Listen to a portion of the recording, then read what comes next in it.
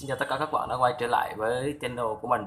Thì hôm nay mình sẽ tiếp tục có yêu cầu về các vấn đề về về câu hỏi của các bạn đã đưa ra cho mình. Thì cũng gần đến ngày Valentine, ngày 14 tháng 2. Thì mình sẽ ưu tiên trả lời các câu hỏi về ngày lễ tình nhân này trước. Thì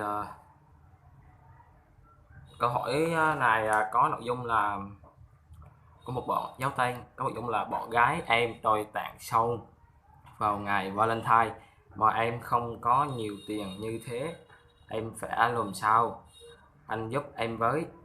Gió Toại cũng chia sẻ thêm là gió của một thổi sông này tầm khoảng 400. à, Đầu tiên á, nói về cái vấn đề mà tặng quà ngày Valentine. Tại sao nhất thiết phải tặng quà vào Valentine, ngày ngày Valentine? Thiếu gì ngày để tặng? Mình thích ngày nào mình thích thì mình tặng ngày nào chẳng được, đúng không? Không có nhất thiết phải vào những ngày đặc biệt như vậy. Ok, mà sẵn tiện hay thì nói về vấn đề tặng quà ngày Valentine á, thì cũng có một câu hỏi chung là có ông có thấy thương ba thương mẹ các ông không? Hàng ngày mẹ có ông chính là người lo lắng chăm sóc cho mấy ông những lúc có ông bệnh, lo lắng cho các ông từng ly từng tí mà các ông có thể nào mà mua được cho mẹ mình một bông hoa, chỉ là một bông hoa nhỏ thôi. Tôi chưa nói đến một bó hoa lớn. Con đã có thể mua được cho mẹ mình một bông hoa chưa? Đã có thể mua được cho mẹ mình một một một tấm vẽ chưa? Tấm vẽ để may quá. Và còn nữa, còn bo các ông á, là người mà hàng ngày đưa đón các ông, là hàng ngày đưa đón các ông đi học, là người gánh vác mọi trọng trách trong gia đình. Các ông đã các các ông đã tặng được cho bo mình một chai rượu, rượu gạo thôi, rượu tráng thôi. Đó có thể tặng được cho bo mình một chai rượu hay là một gói cà phê chưa? Nói thật thì tôi thì chưa bao giờ làm được, tại vì tôi vẫn chưa thể kiếm được tiền. Nếu mà có thể kiếm được tiền thì có lẽ tôi cũng sẽ tặng được như vậy. Vậy thì tặng Valentine để làm gì? Tại sao không tặng quà cho thể hiện tình yêu thương với bố mẹ, mà tại sao phải vì một đứa con gái, xoa lọa người dân nước lõ, một đứa ức ơ nào ở trên một thế giới này mà phải tặng quà cho nó?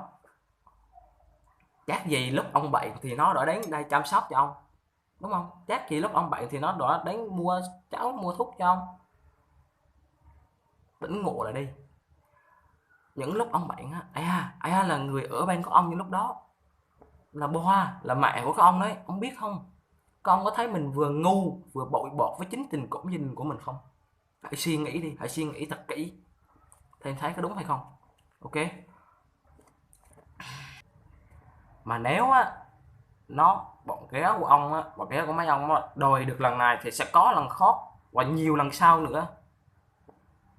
Sẽ có hàng trăm, hàng nghìn những món quà như thế, thì ông có tiếp tục được hay không? Trong khi chúng ta cũng là học sinh, cũng là sinh viên, tiền thì chẳng có, lồn thì chẳng ra, sáng thì phải gặm bánh mì qua bữa, tối thì phải hấp mì tôm, thì thử hỏi các ông là các ông có tiếp tục được không? Đúng không? Hãy dành những tiền, hãy dầm những đồng tiền đó, những những điều có ích như là thể hiện tình cảm với bố mẹ, hoặc là hoặc đi quyên góp với cho người nghèo chẳng hạn. Nó có ích hơn nhiều so với việc ông phải mua quà tặng yêu, đúng không? Đó, xong thế thì trở lại vấn đề câu hỏi của ông là bộ ghé đòi quà vào ngày Valentine mà ông không có tiền mua, thì ra tôi thấy ông tệ, rất là tệ. Đó, xác định yêu á, ông rất tệ, tại vì là ông không đáp ứng được nhu cầu của cô ấy. Yêu mà không đảm bảo được hạnh phúc cho cô ấy, mình đã chấp nhận yêu nhau, chấp nhận đến với nhau á, thì phải đảm bảo được nhu cầu của ấy. Nhu cầu của cô ấy cũng chính là nhu cầu của mình, tình cảm của cô ấy cũng hạnh phúc của cô ấy cũng chính là hạnh phúc của mình. Đừng lấy cái cớ mà học sinh hoặc sinh viên gì đó mà lấy đó mà không có tiền thì đi làm thêm, kiếm tiền, không làm thêm được thì alo nhắn tin cho bố mẹ. Ok, đúng không? Nhắc máy lên bệnh, nhắn tin cho mẹ liền: mẹ ơi, tình yêu của con nó đang rỉ máu, cô ấy giận, cô ấy buồn, cô ấy hờn, cô ấy không còn ở ban công nữa, cô ấy ngày còn cách xoa câu. Chỉ tốn trăm ngàn thôi, chỉ cần tốn trăm ngàn thôi, sẽ xóa nhòa mọi khoảng cách, sẽ chữa lành mọi vết thương, sẽ giúp cho con yêu đời hơn, tiếp tục trên con đường học vấn và tiếp tục trên con đường học vấn và ngày còn hoàn thiện hơn, trở thành một người đàn ông có ích cho xã hội này. Đấy, nó phải như vậy chứ. Nhấc máy và nhắn tin cho mẹ liền, việc gì phải ngại. Còn nếu á, sau những hành động người yêu ông á, vẫn không tin tưởng ông sau những hành động và những cử chỉ như vậy á, thì tôi khuyên ông là nên có thể là nhắc máy, gọi điện hoặc là nhắn tin cho cô ấy cách nhẹ nhàng như thế này. Đó là như sau, kêu là em à, anh biết là em thích son, anh biết là em cũng làm đẹp, cũng thích làm đẹp như bao cô gái khác, nhưng mà bây giờ thì tiền anh không có.